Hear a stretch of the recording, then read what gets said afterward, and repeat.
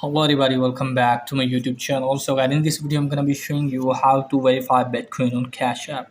So guys, let's start without wasting any time.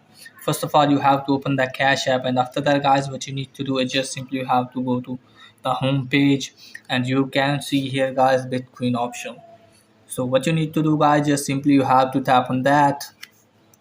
Now, as you can see, guys, invest in the future of money. Just simply you have to tap on get started.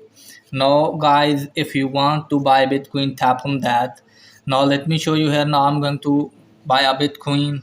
Okay, guys, just simply you have to select the rate and tap on next. Let me show you here guys, it's asking you to confirm your phone number or email address. Okay guys, here you have to put your phone number or email address, and after that it's asking you to confirm your identity with your SSN security code or your license ID. Okay guys, and after that you can easily buy Bitcoin on Cash App. So that's pretty much for today's video. If this is helpful, please like and subscribe my channel. Thanks for watching.